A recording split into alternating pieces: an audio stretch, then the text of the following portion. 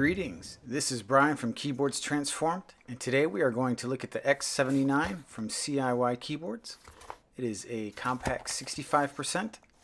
It's only available in white, but it has hot swap, it accepts 5-pin switches. It has an aluminum plate and CIY's own EVO Red Switches, a standard USB-C cable, and cheap keycap and switch puller. It is packed in some PE foam, which is nice. We will make use of that later.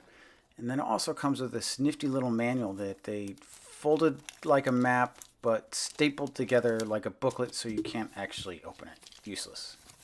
This keyboard is fairly light, lighter than a lot of the keyboards I've gotten recently, so I had some concerns about it. But once I got to it, it didn't seem to move anywhere. As you can see here, I adjusted the feet out, put it down, and it's not going to move. You're pressing down on it when you're typing anyway. This is a wireless and Bluetooth keyboard.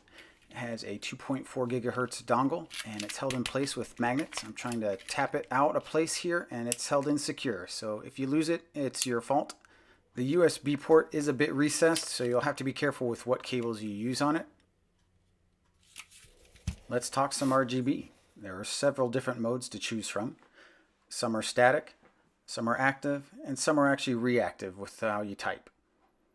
You can adjust the settings on each, the brightness, the speed of the movement, and there is also software that you can program your own settings from scratch.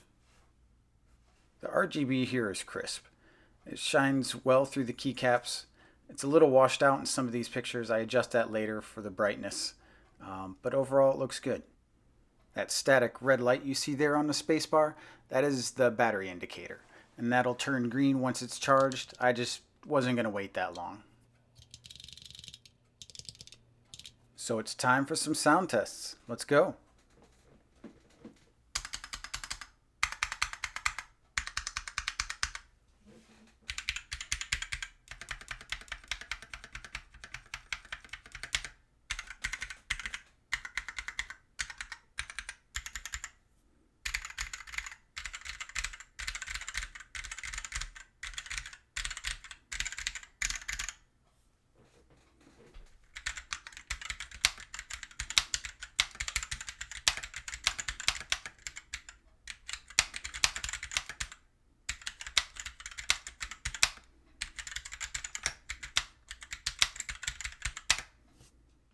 So that sound test was just stock as it came to me.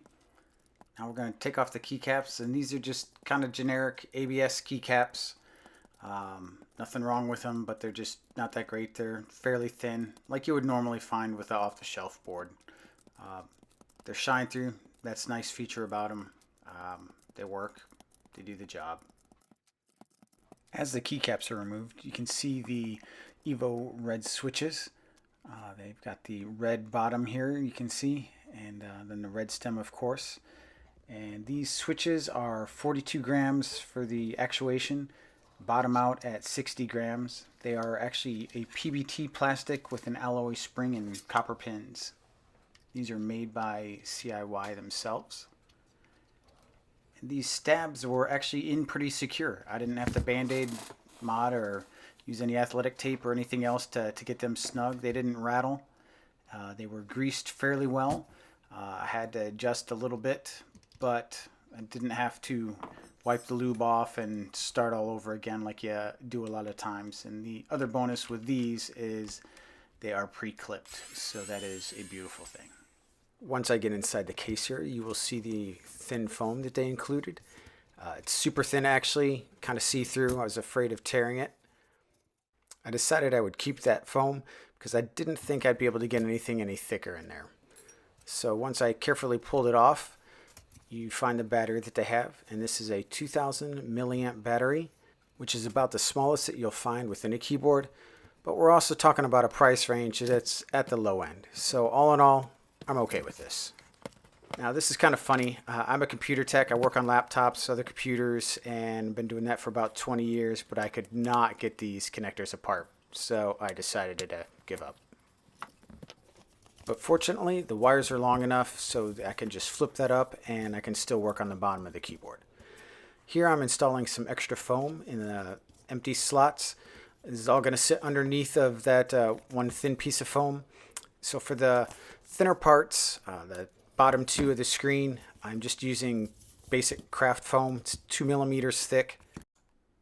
Then on the top, around the battery and the daughter board, I'm using some thicker foam. It's still EVA, but it's 5 millimeters thick, just kind of in the empty spots to fill the gap there. I'm still going to use that thin foam because there's not going to be room for anything else. You could see the creases from the case, the bottom case, just pressing into it, and I figured that it's there, it's doing what it is, and it's not going to have room for anything else. So we'll put it back together with the 7 screws that hold the plate to the bottom of the case. And then we will put keycaps back on so we can listen to a sound test of what this sounds like once you mod it with all the stock parts.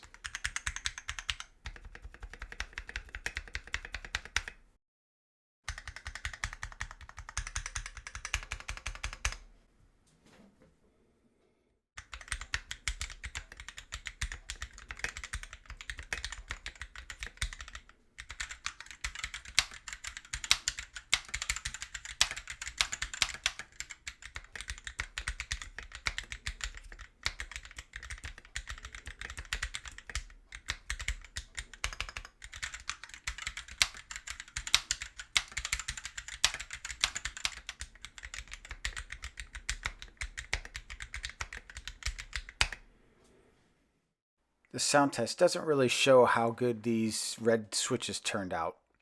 Once I lubed and filmed them, they turned out really smooth with no scratchiness and no pinging. It was great. But we're going to pull them out anyways. I have put them to good use though. They're actually still in a board that I have at work. Next I grabbed that PE foam that the keyboard came packed in. And then I put that between the plate and the PCB and set the switches on top. And yes, that is one single blue clicky switch. I'd gotten a mystery bag of blue inks, and they're nice and smooth, but I am not a clicky switch guy, so I made a Franken switch and swapped those out when I was lubing and filming. Swapped out the stems with a black stem, and I absolutely love these switches and the way they turned out. And the reason I leave one single blue clicky switch is for the function key, because it alters the way your keyboard functions, and as a computer tech, I've had to fix a ton of mistakes from people not paying attention to what they're doing, so that just helps it stand out.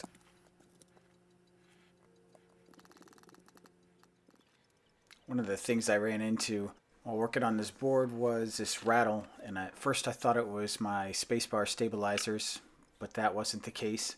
Ended up tracking it down to the on-off switch that was on the back of the keyboard in the middle. So to fix it, what I ended up doing was taking some Krytox, and I lubed the switch and the case where it slides, and after that I didn't have any more problems. Once I get this case back together, I will be topping it off with some sushi clones.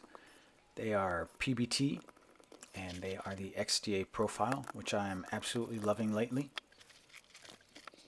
I also packed some foam into that spacebar to help keep it a muted sound. Thanks for watching. Please like and subscribe.